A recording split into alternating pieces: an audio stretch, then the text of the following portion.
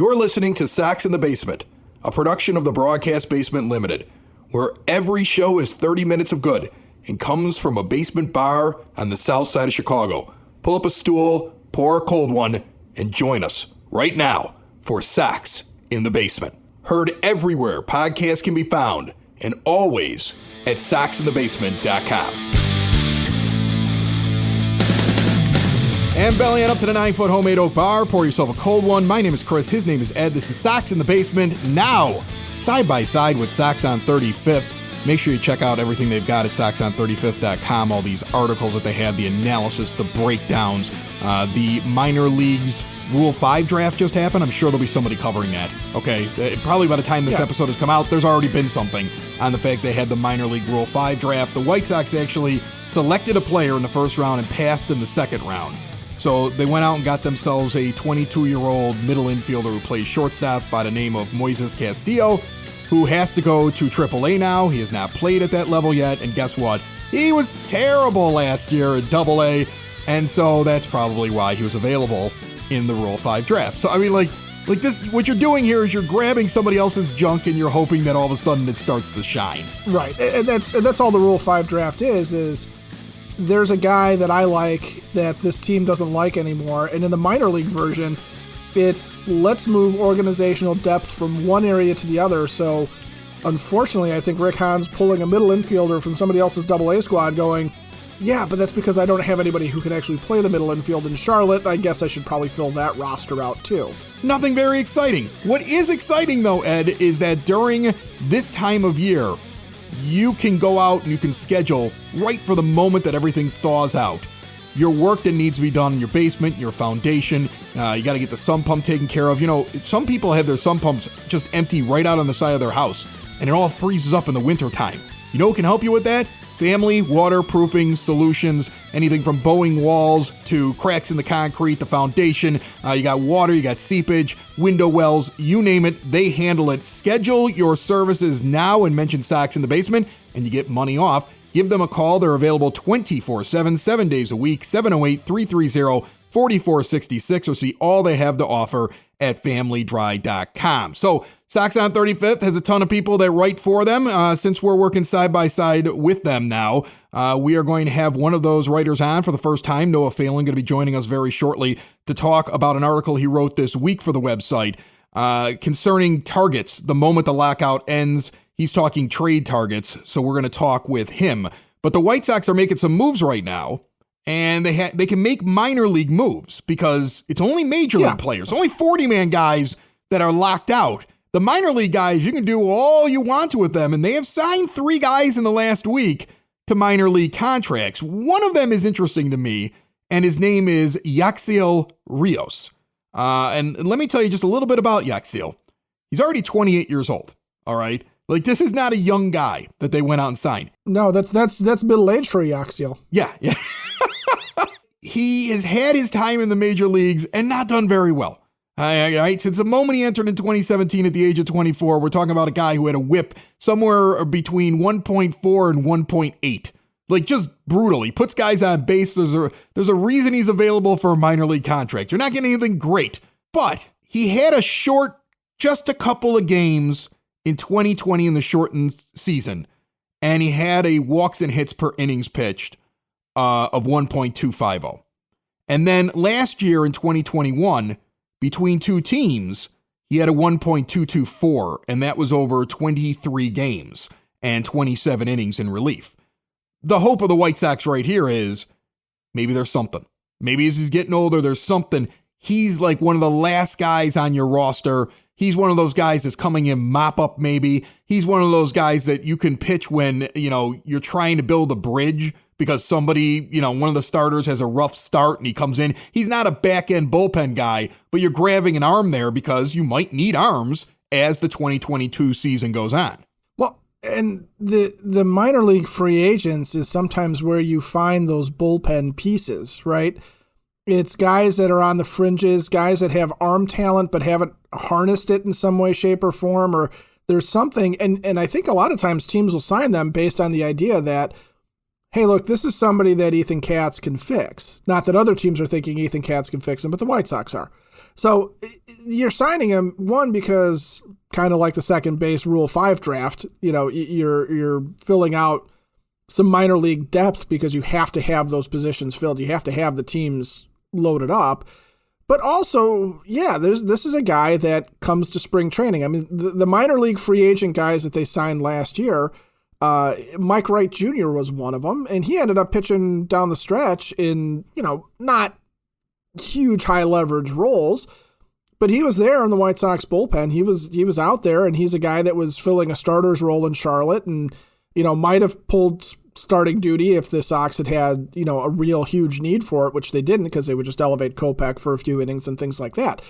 These are good moves. It is nice to see that Rick Hahn is continuing to at least try and identify some of these deep depth pieces, and you're throwing darts at minor league free agents, but sometimes that's where you catch lightning in a bottle.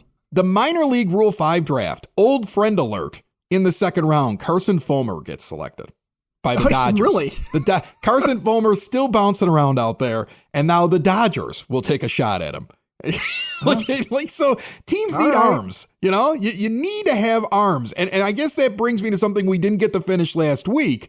And that was going through these things on CBS Sports with fantasy baseball. We talked about position players, a couple different positions. We never really got into the starting pitching. And right. I found it really interesting. They ranked on CBS Fantasy the top 40 starting pitchers in fantasy baseball for 2022. 4 of them, White Sox starters last year. One of those are Carlos Rodon, so he's not a White Sox starter. And I still believe, even the guy we're talking to in a few moments here, Noah Phalen from Sox On 35th, about targets after the lockout is over, he's got Carlos Rodon on there as a possibility. I mean, it's way down the list, but what if they bring him back? I don't think so. I think the buzz around the Yankees right now with Carlos Rodon is, I don't think, that makes me think Carlos isn't coming back. Now, looking at this list, though, Sox have 3 guys right now going to be in the rotation next year. And think about this. This is amongst every Major League Baseball team. This is the top 40 players that they think are going to perform. And we're talking in fantasy sports, that means they're getting innings, they're getting strikeouts, they're not walking as many guys, they're getting wins. Not giving up hits. Right. I mean, they're going to have a low whip, walks, hits, and innings pitched. They're going to perform very well. They're going to have a low ERA. These are your high-end pitchers. That's how they score points in fantasy. And I think that this is a great way to take a heartless look at players and see what do you really have compared to other players around Major League Baseball. The number 12 guy in all of baseball, Lucas Giolito, is projected out in fantasy baseball next year to be the 12th best pitcher in fantasy baseball, higher than Kevin Gausman, Charlie Morton, Chris Sale, Jack Flaherty, Clayton Kershaw. I mean, he's sitting in a pretty good spot. Here's what they wrote about him. I'm wondering what you think about this. So sitting at number 12, Lucas Giolito, it says the next step may not be coming for a guy who has delivered an ERA in the mid-3s 3 straight years and still hasn't made it to 180 innings. He has a high floor and will miss plenty of bats. They're basically saying, this is it. He may have peaked right here. He may never be elite. Now, the 12th best pitcher in all of baseball, when you think of the amount of teams in Major League Baseball, that's still pretty good. That's pretty elite still. Right. Yeah. But if he wants to be a superstar, something else has to happen. Do you think he still has that in him? Well, yeah, I do think there's another way for Lucas Giolito to go because he can still do the thing that a lot of pitchers do, which is where they go from trying to strike every guy out to learning how to take certain batters and just get past them with minimal damage or with, a ground out or a fly out. You're trying to induce contact from certain guys instead of striking everybody out. I think Giolito still goes out there and tries to blow everybody away. And not to say that he is relying solely on his fastball, but he's just a strikeout guy, and that's what he wants to be. And strikeout guys don't have the most efficient runs. So I do think that Giolito can learn how to get to the later innings still and become a guy that hits 180 innings, still gets his Ks, and gets more wins as a result because he's going deeper into games. Although he may also get a few more losses in there because he goes deeper into games. But that's something that I think, if you're talking about like the effect of Lance Lynn on a pitching staff and a veteran like that, that's something that Lynn can show Giolito how to do if Giolito's willing to do it and willing to learn how to leverage his pitches that way. Lance Lynn only 4 spots back at number 16. We don't really need to get into look him. at We know that. what Lance Lynn is, but think about that. 2 of the top 16 pitchers in all of baseball projected next year in fantasy performance are White Sox pitchers. So we have a pretty good top end there. The other one, though, that I really love seeing there, especially because I acquired him off of your fantasy baseball team, and he's the number 3 starter next year, I think, even if you go out and you pick up a pitcher, is Dylan Cease. 39, still in the top 40 pitchers projected out to perform statistically in 2022 in fantasy baseball, and they think he's going to continue to climb the list. That's exciting. Oh, yeah. Well, and that's, you listen to the hype about Dylan Cease in spring training last year. That's what they're saying is that take this guy's stuff and let him learn how to pitch instead of just throwing it up there. And you started to see some of that last year, but he also can take, it's another mental leap. It's not a physical leap with him. He doesn't need a new pitch. He just needs to learn how to get some consistency. And if he learns how to be consistent, yeah, I'm going to regret the trade for years to come. But that's okay because once again, I'm bad luck for White Sox in fantasy baseball. So if Dylan Cease wins the Cy Young under your custodianship, I'll be happy for you. I will just owe you money is the problem because I will probably have lost to you. So there are several other pitchers on this list that our next guest believes could be realistic targets the moment the lockout ends. This is Sox in the Basement, found everywhere podcasts can be found and always at soxinthebasement.com. One of the best places to watch a White Sox game is Cork and Kerry at the Park. It's a great place to go beforehand, during the game, after the game. Incredible food, ballpark menu, great prices, big bar, lots of options, craft beers, rotating taps, and it is a Southside tradition right there in the shadow of the ballpark with indoor and outdoor seating. Now, during the off season, you're like, outdoors? There's no ball games? Don't worry about it. They're still serving food there. They still are a great neighborhood bar. But then also they have that location in Beverly. The one right outside the ballpark, 33rd and Princeton. It's the place to be when the White Sox get back into town. But the other location in Beverly, perfect for this time of year, a traditional Irish pub. I go in there, I get the Guinness, they put the little shamrock in the top of it. They've got rooms you can rent out for your different holiday parties. They've got just a great location. It's a classic Irish bar. It's so much fun to hang out at 10614 Southwestern Avenue at the original Cork and Kerry. Learn about everything they have to offer there and maybe bump into one of us because we frequent it. All right, go to corkandkerry.com. So unless you've been living under a rock, you know that Sox on 35th and Sox in the Basement are working in unison now. You can get the Sox in the Basement podcast at soxon35th.com. They've got incredible articles and analysis, so much content for you. It adds to what we're doing here at Sox in the Basement. And then, of course, if you're at soxinthebasement.com, you can link right up with what they're doing. And one of the things that we get to do now, because we're working with Sox on 35th, is talk with their incredible team of writers about articles that they've just recently put out. Noah Phalen is on the line with me right now. How are you, Noah? Hey, Chris. I'm good. How are you? Awesome, man. You wrote this article, which gets me ready for the lockout to end, and God, I hope it's soon. But you broke down some guys that you thought were realistic targets for the White Sox.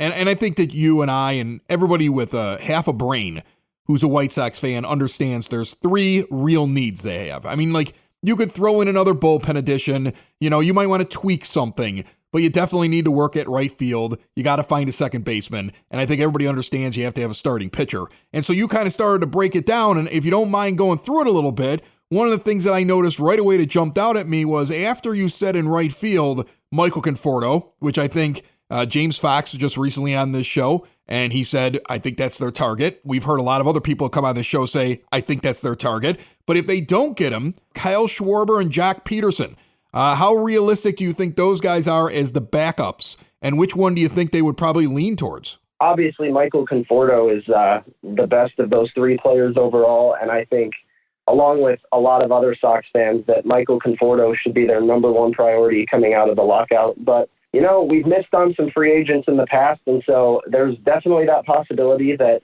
the asking price gets too high or that Conforto just chooses to go somewhere else. And so I wanted to look at a couple other options. Kyle Schwarber is a guy who I'm not sure positionally his fit on the roster. He's an improving defender, but he's still not great.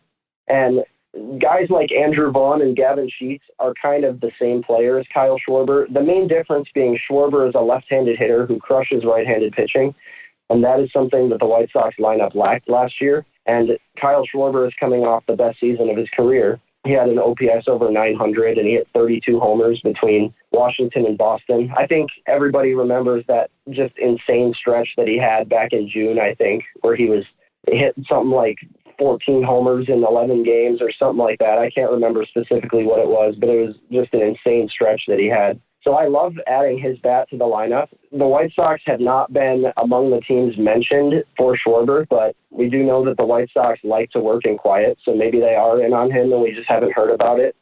Jock Peterson is the other guy, and the White Sox have been linked to Peterson in the past, which is why I see a fit there. It wouldn't surprise me if Rick Hahn goes and revisits the Jock Peterson market and gives them another chance to make the decision to come here. So now you look at second base, and I know you believe right field is the number one thing. Jordan Lazowski, that's over there at Sox on 35th, been on here a bunch of times. He always tells me right field, we got to get right field, we got to get done. I am just unabashedly unapologetic that I believe second base is the thing that needs to be fixed because you don't have a real option at second base. Now, you go into the whole thing for Segura, and we've talked about that ad nauseum here on this show, but you come up with another option, and it's with the Oakland A's. Tony Kemp, he's 30 years old, 800 OPS and 330 at-bats in 2021 as you go into it, and can flash a glove from time to time. You know, you're not going to get a young guy with all that potential of Madrigal, but you're going to get a guy that can go in there and is going to be an upgrade at that position. Is he the guy? Would you rather actually have him over Segura? Are you leaning towards Segura because that's what all the buzz is? Well, I think it's no secret that the market at second base is much thinner, and that is the one area where I may be a little bit disappointed that the White Sox weren't in on the early action. Now, looking at the contract that Marcus Semien got, personally, I don't think that was worth it. I would not have given Marcus Semien that kind of a deal at 31 years old. But Chris Taylor's 4 years for $60 million, I think, was realistic. Ken Rosenthal did report that money wasn't the driving issue, that Chris Taylor wanted to be back in LA. And obviously, if that's the case, there's nothing you can do about it. But with those two off the board, the free agent second base market is very thin. So you have to look to the trade market. Tony Kemp, a lot of people probably haven't even heard of him before. He has kind of bounced around the league. He was with the Cubs before. He's been with the Astros. He's probably been with a couple other teams, and he's never really stuck anywhere. But, I mean, he had an 800 OPS. Granted, it was limited playing time, but I remember watching a couple of his highlight reel catches last year, and I was like, you know, it was a name that I hadn't really heard around all that much, and he's kind of an interesting player. And I think, I know we'll talk about starting pitching in a second, but I think that potentially if you're making a deal for maybe one of the A's starting pitchers, you could try and get them to throw Tony Kemp in there too. He's a candidate on a team that, you know, has a history of selling and has made it clear that they have to look to clear cap room this offseason. I think putting Tony Kemp out there at second base every day would be better than what's on the roster right now. So it might be something worth exploring. All right. And you mentioned, and I don't want to read your whole article here, but you give a bunch of different options for starting pitcher, including the possibility that they still bring back Carlos Rodon. Although I mean, you look at the buzz around the Yankees, I feel like he's going to get paid and he's going to be a Yankee. But you do talk about these A's pitchers. And since you brought it up there talking about Tony Kemp, let's talk about guys that are possible candidates. This is not the first time I've heard somebody suggest that the White Sox could be trying to work out a deal for an A's pitcher. I've heard Sean Manaea mentioned on this show and in other places. You also put Frankie Montas and Chris Bassett into that, and you believe they could go after at least one of them and go and get them. If you had your druthers, which one of those three do you think is attainable, that we have enough to actually make a deal to get, and that you'd want on this team? I think the answer is Sean Manaea. Sean Manaea is in the last year of his contract. He is a left-hander. I think that with Dallas Keuchel having a rough year last year and Carlos Rodon most likely leaving in free agency, I think a lefty is important. I mean, you can't necessarily count on a bounce back from Dallas Keuchel, and so you need to get at least one lefty that you can count on in that rotation. And if Keuchel does have a bounce back and then you've got two good lefties, like, that's even better. But I like Manaea. I think because he's got a one-year deal, he's not going to cost as much as someone like Bassett or Montas would. His ERA was 3.95-ish last year. He was very good at the beginning of the season. He kind of tapered off a little bit, but the stat that does stick out to me was his FIP, which is like 360 which means that he probably pitched a little bit better than his ERA shows. And so I think if you give him the White Sox lineup behind him, I think he'll rack up the W's in that rotation next year. And it'd be nice to slot him at number 3, maybe number 4, depending on how Dylan Cease does next year. Yeah, I like him. I think he's a good pitcher. I've liked him for a long time. You threw in some other guys from the Reds. There's a lot more information in this article. If you want to read the entire thing from Noah, check it out. It went up a couple days ago and is still available at soxon35th.com. Noah Phalen, I appreciate you jumping on your first appearance here on Sox in the Basement, and hopefully we'll have many more down the line. Yeah, thank you so much for having me, Chris. It was a good time.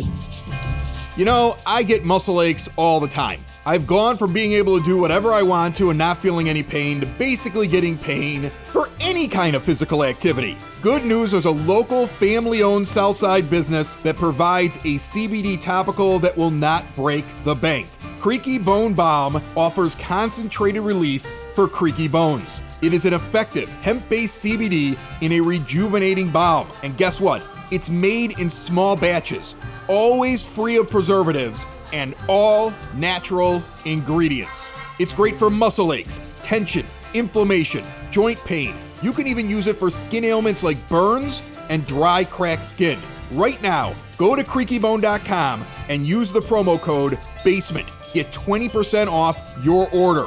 And now check out the new 2,500 milligram balm with reduced pricing on their classic balms right now at creakybone.com. So what did you think? Because the thing that stuck out to me in that interview is, and reading the article from Noah, was that if you don't get Michael Conforto, who again, I have no problem with him, I just thought their target should have been one of these big second basemen, because you have guys that can go out and play in the outfield right now, and you don't have anything that I'm happy with that you could plug in at second base if you strike out on anything. But right now, after Michael Conforto, we're talking about guys you might be platooning. Schwarber and especially Peterson, you might be platooning. And right now I could put together a group of platoon players, right? Well, the popular theory amongst people is that you would platoon Gavin Sheets and Andrew Vaughn, right? Although you could also say that one of those guys is going to be the DH and you might be platooning Sheets with Adam Engel. Don't forget about Adam Engel, okay? Please, because he's not dead. He had a rough time with injuries next year, but I'm assuming he's coming back at full speed. And I still think he's a ball player. And I said it before last season, I'll say it again now. I wouldn't be too terribly upset with him playing in right field more often than not. Yeah, you can come up with a platoon. And if you're going to sign Jock Peterson, you're basically saying that you don't think Gavin Sheets is good enough because they are, at least in theory and how they're viewed, the same player. Although I don't even know that you want to talk about Andrew Vaughn in a platoon. I don't think you need to talk about Adam Engel in a platoon because he did very well against right-handed pitching the last couple seasons. And Vaughn is supposedly this talent that is going to transcend being a righty or lefty and just be able to hit everyone and anyone, right? That was the idea of what he was coming out of college. And the one that everybody assumes you have to platoon based on the way he was handled last year is Gavin Sheets.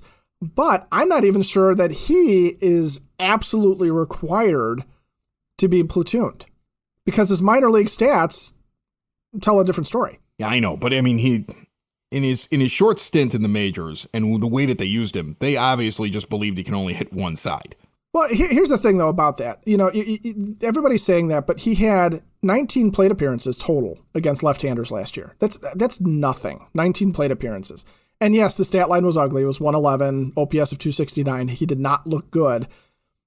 And he looked much better and much more comfortable against righties. But 19 plate appearances, you're going to write off this guy who, you know, I don't think has really been given an opportunity to show it. And he's a rookie, and there's a lot of things that are going into his head as he's walking up to the plate, not the least of which is, if I don't hit this lefty, I may never see another left-hander again, and I'm going to be stuck in platoon hell for the rest of my career. So I don't think the pressure was exactly off in those situations for Gavin Sheets, who has done, like I said, he's done better in his professional career. You got to remember, he's a rookie who got limited playing time last year. And you know what else bothers me is, again, once you get past Conforto, I'm not improving the defense. And that's something we've talked about since the moment this season ended, is that I need to improve that. And again, I'm sorry. If I want to improve the defense and I want a guy that does basically league average from both sides of the plate in terms of his OPS, I believe Adam Engel can do that if he's not dealing with an injury. I saw a lot out of him in 2020, and I saw a lot of changes in him in 2019, and you'd be improving your defense. So I feel like Peterson being a name that, well, the Sox went after him, so probably they'll go after him again. They should look at the guy that they have and say, well, wait a minute, do we have enough other guys that can go out there in the right field, including Engel and then Sheets? And then if you want to put Vaughn out there, why would you add Peterson at that point? Because I don't know if you're getting that much more value out of him. All right, listen. Do not forget that the $1,000 guest bounty is still going on here in Sox in the Basement, okay? We've had a little bit of a lull. We were busy kind of getting things set up with Sox on 35th and that whole thing that we did, getting together with them. But it's still going on. It's brought to you by Elite Benefits of America. Butch Zemar wants to help your small or mid-sized company get better insurance at a lower rate. Even if you've already taken care of it for this year, you can get started on next year right now. Get a jump on it. It is a year-round thing, folks, okay? You can impress the boss. You can save money for not only the company, but for the employees and give them great health care. Visit him at elitebenefits.net. He's giving away $1,000 to the best offseason guests that we've never had before. Ed is aware of a name that we have gotten a yes from, and we are waiting on a time and a date from. Yes. That is going to be really, really cool. And yet now I'm just sitting around going, wait for this to fall through. And then I'm going to sound like an idiot for bringing it up. But this thing. But it could happen at any time and be anybody as far as anybody's concerned. And it could be anybody. I mean, remember, could be an actor, could be a singer, could be, a public figure of some sort, could be somebody who's playing baseball right now, could be somebody who is a front office guy, could be absolutely anyone. But I think it's cool. Like, if you thought that our last one in the guest bounty, David Sampson, was really high up and you might not be able to beat it, or who's going to be able to beat it, this one right here. Give it a shot, man. And remember, you got to shoot your shot, right? Because the guy who brought us David Sampson is not like David Sampson's nephew or something like that, where he's calling in a personal favor. He just asked the guy, he said, check out this show that I really like, and I want you to be a part of it and do this guest bounty, and David Sampson obliged him. So right.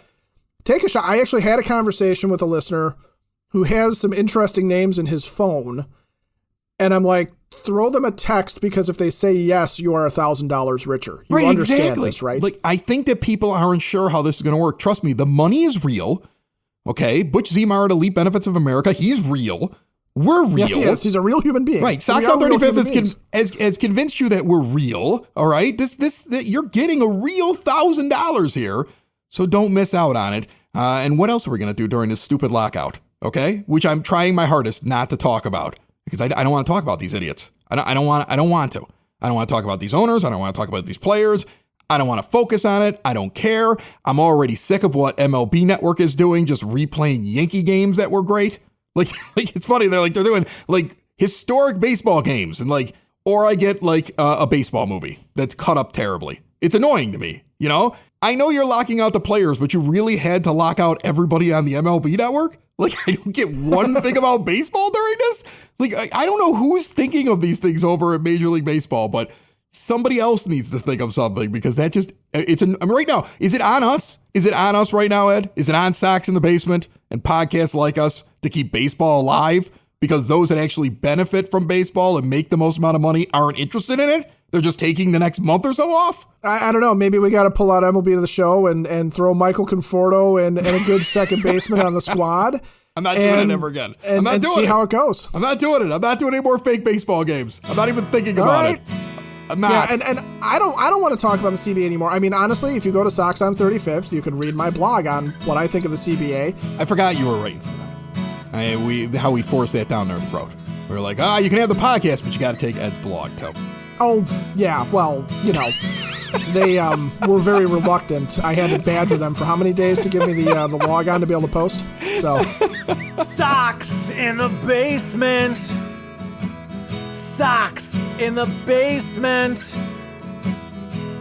Sox in the basement. Sox in the Basement. Heard everywhere podcasts can be found, and always on soxinthebasement.com.